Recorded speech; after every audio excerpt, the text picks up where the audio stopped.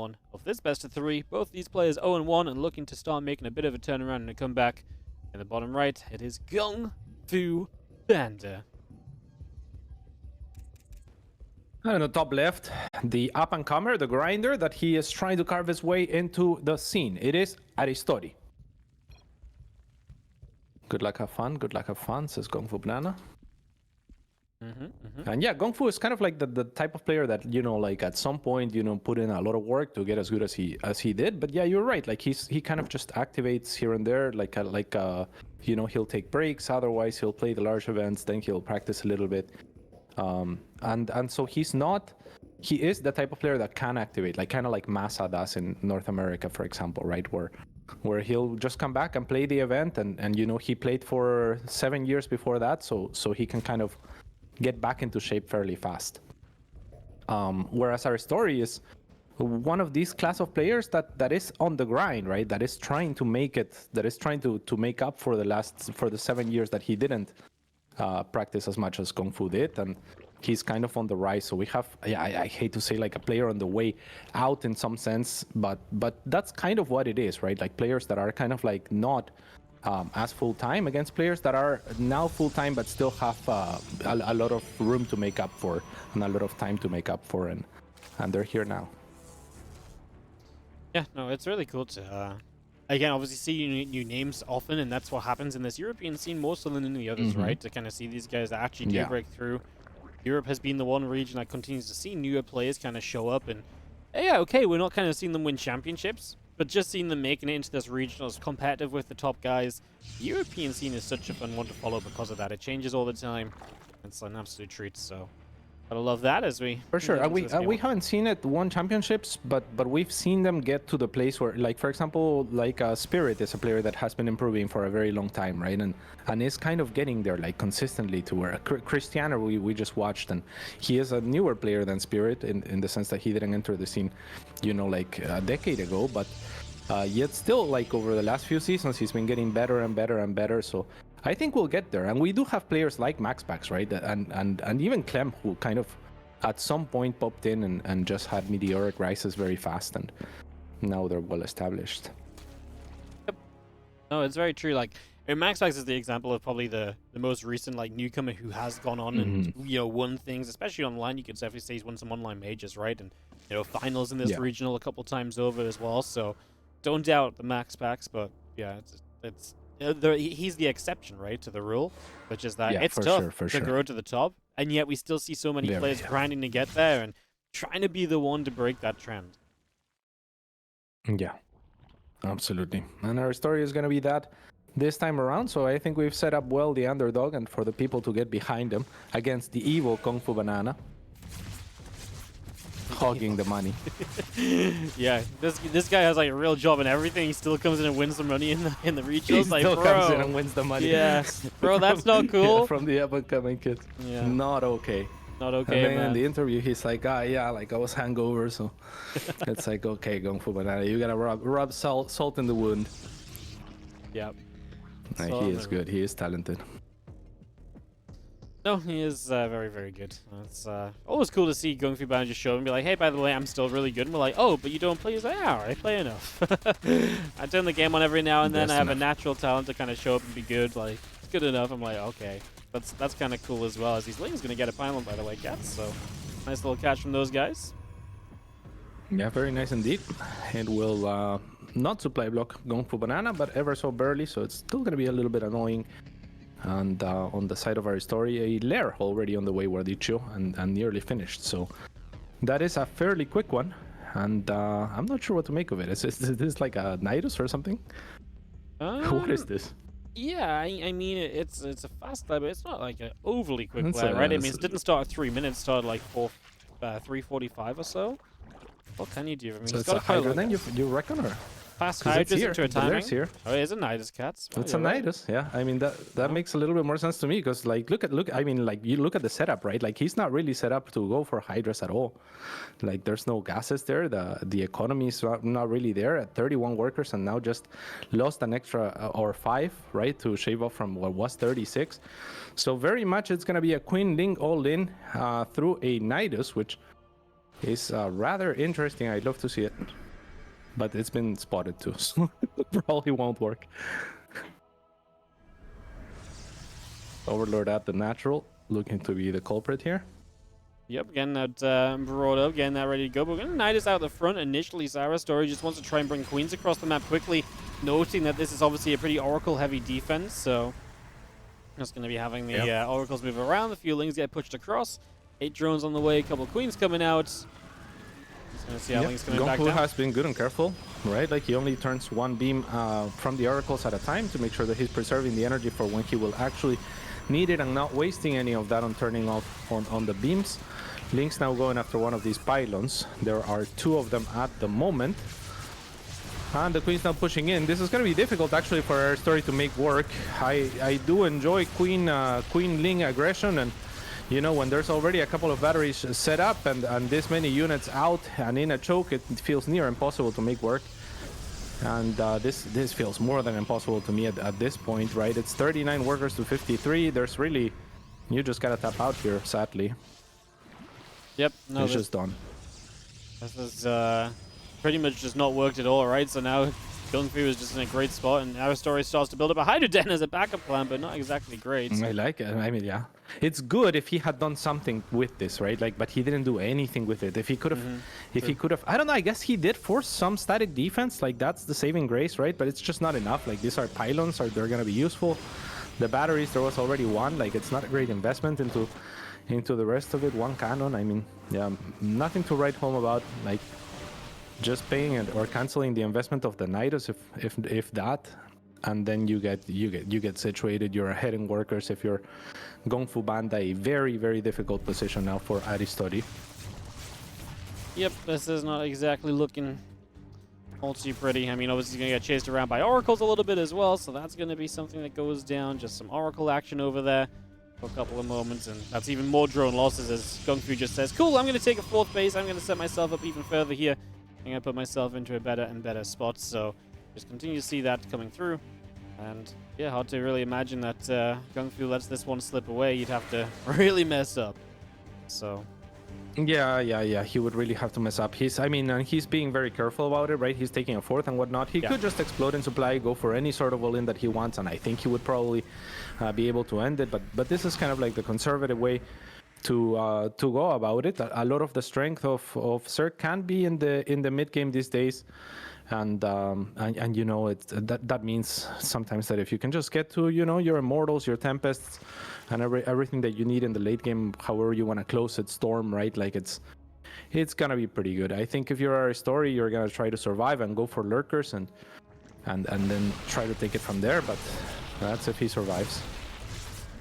Yeah, well, we see a couple of Queens going down already right now, as we do also have ourselves the Stalkers pushing in, and it's obviously Lings and Hydras that are going to be in a whole bunch of trouble. GunGFu applying the pressure and applying it well at the moment, pushing up and again putting himself in a good old spot here.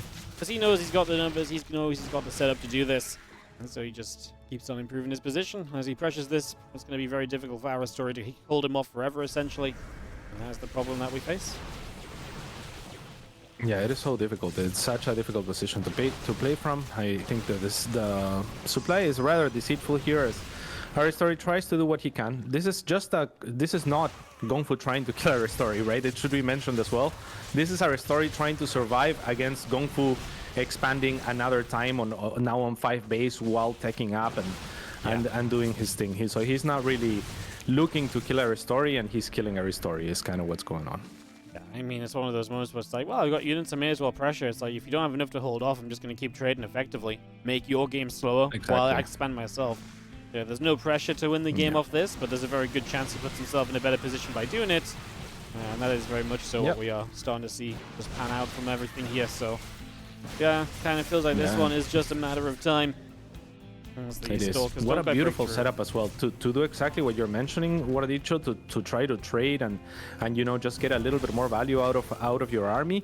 Blinkstalker is kind of like the obvious candidate for that, right? Especially when your opponent has links, because that means if any one of their army is invested into those melee units, they're gonna bleed out, and you always have the blink to to back away. So a full-on engage is how you break this, kind of like what's happening right now. And that's why the stasis traps are so beautiful, because you just back to them, and when your opponent is ready to take on a full-on engage, you get your disengage after making them bleed for a long time. So just a beautiful setup from GunGFuBanDa here, and yeah, he's gonna kill his opponent, but really it was a cool attempt from Aristori. It was a cool idea. Unfortunately for him, it gets scouted, and you know, it was perfectly dealt with, but I appreciate the thought. Scouted, figured out, defended, and GunGFuBanDa takes the first game off of Aristori. Like you say, cool idea. You gave it a go. You mentioned the Nidus as a plan, or part of the plan. Works out, and well, works out to be that, and doesn't actually work out on the map, because GunGfu just gets the defense going. And these things are a bit of a roll of the dice, right? Like, you roll the dice, and if it isn't gonna hit, then you're just in trouble. Like, that's what it comes down to. So yeah, GG's. Yeah, and, for sure. Time to kind of go back to the drawing board, see what else our story has kind of planned out for us here. Yeah, and to be completely honest, the attack that we saw from Aristori, I don't think, like, the Nidus here is so expensive, right, to actually get to, that it has to be the kind of piece that is more of a surprise of, I'm gonna drop this in your main. I doubt that this is like, yeah, I mean, I'd be surprised, I guess I should say, if his plan all along was, I'm gonna drop the Nidus to try to kill your third with it or something like that. Because if you want to do something like that, I feel like there are better, cheaper, more reliable avenues of doing similar stuff with a slightly better economy, right? Like what the Nidus does that other things like the Queen drops wouldn't do, is it can get you straight into the main type thing. So I think that would have been a different story as well, but again, it gets scouted and it doesn't work. Yeah, we never really get to tell the rest of this tale once the fact it's been scouted, right? So unfortunately, that was just the brutal ending of it all. As we get set up to the top right corner of the map in the red from Berserker Esports, we have ourselves GunGFuBanDa. And his opponent, it is Aristori.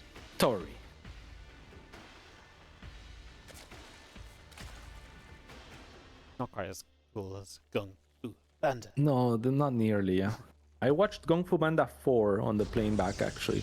Did you? It was or is it 3? I'm not sure. Whichever one the newest GunGFuBanDa is. Yeah, but there's a new one that I met GunGFuBanDa in Universal Studios like a month ago, man. No way. Like Yeah? the real one? That's crazy. Well, unless it was just some imposter in a costume, cat.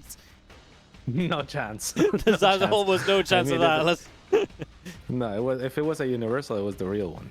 That's how that works. That's what I thought. I mean, he definitely looked real. I'm not gonna lie. Yeah. So yeah, I'm gonna assume. Yeah, pretty good movie it was, I thought. And the probe is now gonna scout, and yeah, I mean, I think GunGFuBanDa is gonna probably want to keep tab on Aristori after that.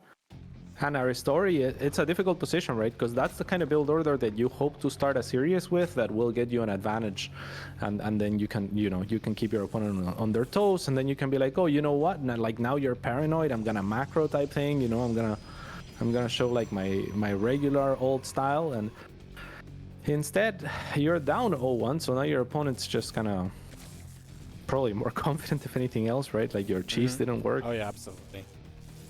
And it's like you're also given that feeling of, you're also given that feeling of like, hey, like, I kind of feel like I needed to cheese against you, and now you kind of tell with that, right? Yeah, exactly. Yeah, that's a little bit rough. Exactly. You need the momentum from those, from those surprise moments. If you feel like the underdog enough to open with Queen Ling Nidus, you know what I'm saying? Like, if we're there, then it's tough. Yep, absolutely. We have our Twilight Council coming online, so we get that started up and get that underway. Nexus is coming through as well. The Fuelings are going to go after the probe. Just going to be seen the Adept, the Warp Gate coming up as well for the moment. Twilight is obviously a fun way to play it differently as GunGfu. It's a little bit more risky, but it could be very good. I would imagine this is going to be Glaives. Maybe there's some Wild World. He actually plays into like a fast Dark Shrine though, so kind of down if he wants to play the mix-up. We'll see. But like I said, would be a little bit surprised. Yeah, I think Glaives would make sense, especially seeing as how fast the last layer was last game, right? It's like kind of playing into DTs against a player that's willing to do something like that. Might be sketch. There's the Glaives. And Yeah, I mean, I like it. Why do you think that is this map particularly good for Glaives, or why is there any reason you see this being his choice? Maybe. Just. I was gonna say maybe if your opponent takes the gold, then the Glaives is kind of nice to punish that a little bit, but he's not taking the gold, right? So in that regard, I don't think this map is necessarily like any better for Glaives than it would be like any other map per se. And even if he takes the gold, it's kind of a weird goal to get to. You've got to mine out on the south side, and then, you know, then you take the gold. Maybe just having the Adepts with Glaives for later in the game is useful to harass that gold, because you can harass it from the other side, right, of the minerals. So maybe that's part of the plan. Maybe he just wants to mix it up. It might just be that GunGFu's like, hey, you know what? I'm up a game. I feel confident. Comfy, maybe. And I may just be in a situation where he's like, I want to see if you can hold my Adept attack, because if you can't hold my Adept attack, I don't have to play the long Stargate game, you know? Right. Yeah, that might just be it, to be honest. Not completely out of character, as now there's a lot of links in production and a Roach Warren on the side of Aristori. So he's at 39 workers and not making any more for the time being. GunGFu is at 40 and still producing workers. So, I mean, he will have the defense here. Aristori most likely. Is he looking for an offense after the fact, I guess, is the question. And it looks like maybe. Or there's a possibility, right, where you deal with these Adepts, then you've built units anyway, so then you go and like, hey, make sure you've actually got some units to defend me, because there's a lot of the time where there's just Adepts, and that's not enough against all the Roaches, right? So. Yep. I think we should have that, right? Like, there's been such an investment, still no drones in production from Aristori. So I feel like you kind of have to look for a push soon here. GunGFu's actually taking a third, and Aristori knows of it too. There's no way you let this stand. Nope. Now he makes seven workers. He's gonna be happy with, I guess, just pushing it back and defending, and he's gonna try to sneak out with his links to at least get a cancel onto the third, perhaps. Yep. So that's nice. That's nice. Links come moving across that right-hand side. Just gonna go and jump in. Gonna get a wraparound on this Nexus, and meanwhile the Adepts drop into the main base. There's gonna be Adepts on the third, so we're gonna cancel this third base. It's a big play by Aristori. Just needs to defend at the same time, and honestly, 2 drones lost in evacuation. I feel like that's okay. It's beautiful. Yeah, I mean, that was a great reaction, right? Things action in 3 portions of the map there. At the third of Aristori and the main of Aristori, and at the third of GunGFu, all at the same time. So to have lost only 3 workers, 2 Glaive Adepts in that process, and cancel and kill this stronghold location, I mean, yeah, that's amazing news for an Aristori that has positioned himself in a similar position to what GunGFu was in the last game, in my eyes, where the supplies are saying like, it's kind of close, but I mean, that was fantastic for him. So yeah, Roach is coming across. The Adept's taking a couple shots of damage. We're finally going to get the cleanup. But yeah, Aristori doing everything right here so far. As now we start to take a little bit of extra damage, and GunGFu just keeping it up. I will say Aristori does not quite have the drone count that I'd love to see for him. I may just be off the back of the Adepts early, right? But being equal on workers or behind on workers right now, that doesn't feel good. And in that regard, that's why I'm a little bit concerned, because I feel like a lot of what he's done has been nice, but the macro behind it is now maybe slipping just that little bit. Yeah. And that could be the deal breaker here. Just a lot. Yeah, I mean, you're still on 3 base, right? And you were just floating 1,200 resources while trying to make as many roaches as you can. And now you're in a, like, mentally, you're in this position where it feels bad to make workers because you were floating 1,000 resources. So you're thinking, and this is like me projecting mostly, but when this happens to me, I think, wow, like, you know, if I was a better player, I would have had another 20 workers working for me for the last couple of minutes. So now the only right decision that I can make is to instead just use my larva as if I had been making units the entire way through, and all in. And I mean, in some sense, you will have the maximum amount of units that you would have had with this number of workers. So you're kind of turned into making a decision that you know, like, I feel like if he had just made workers, etc., he would be in an unlosable position. Now I feel like he will have a very strong attack, but whether that will be enough remains to be seen. Gets across with this group of Lings to keep an eye on things. I mean, as the disruptors come up from GunGFu as well, it makes it so difficult for Aristori to ever realistically go attacking in. So get that underway as we have ourselves the Blink. He has to, right? Like finish. I mean, yeah, he pretty much has to go, but then there's going to be Blink, there's going to be disruptors. I don't see that as really an answer for Aristori to attack in. It's rough. It's so sad, right? Like, and just now he's spending all of his money. Like you said, like, I mean, if we look at what happened on the field right until before those adepts killed a few extra workers, it was looking really, really good on defense and on reactions from Aristori. If only he could have kept up mechanically to inject to make sure that, you know, that he can spend his money after the fact, then that would have been fantastic to take a fourth, to have the presence of mind to continue to drone up, maybe an extra hatchery if you really need it. And now here he comes. Will this be enough? The disruptor shot goes off and clips about 5 roaches to start. Not what Aristori wanted. He is gonna get into the mineral line of the natural, so that does have the presence of mind to turn around to do that, but unfortunately gets back aggroed onto the cannon after the fact, so that ends up being a waste. There is another disruptor shot looking to connect onto just a roach, but on the retreat as well, the units take a little bit more damage from chasing stalkers and immortals, and this looks harder and harder as the next disruptor shot goes off. It's the best disruptor shot ever. And that should be it, Wardicho. That was so sad. This was a heartbreaking game. That was the defense from GunGFu, and now his army is way better than his opponents, unfortunately, and that is just where Aristori is going to run out of options, run out of answers. We do have the +2 missile still building up on the side of Aristori. The hatchery coming in, the Baneling is about to be done. 12 more Lings are building. The Nexus will go down on the fourth phase. These Stalkers come over to grab a Ling. Yeah. Middle of the map, and GunGFu is kind of just set to go, man. It's tough. It's tough. Yeah, I mean, yeah, if you're Aristori, yeah, I don't know. Like, I feel like he's just dead, right? But it's tough. I mean, he did a few things right there. I mean, he thwarted the attack of GunGFu. He had one less worker than GunGFu at that point, so that's what you expect. But then that's a beautiful move as well to breach that location on the third, to kill the pylons there, to cancel that third.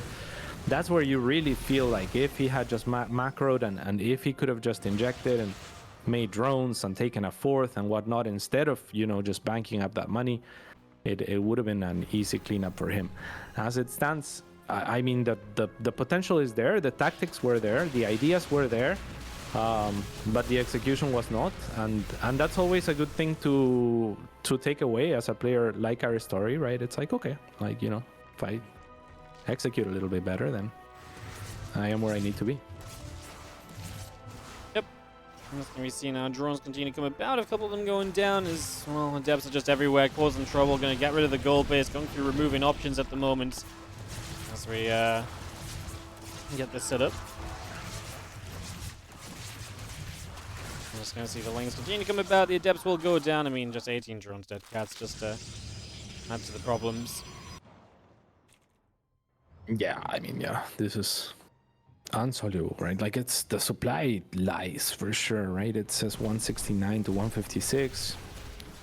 If you're looking at that, you're like, yeah, okay. No, barely any difference. They're yeah, it's 161 to 167. This same. But the reality of it is, it's tough. I mean, if Aristori can get maxed out, then we can start talking about a little bit of hope, just because of how good Baneling's skill per supply, and Ravagers are not bad at that either, right? Like, Roaches are terrible, but Ravagers do improve quite a bit in that situation as far as cost per supply. So maybe Aristori can make himself one more punch and see if he can punch through. Yep. Just, I mean, at least he's going to have another shutter, right? Like, he's going to be maxing out here shortly.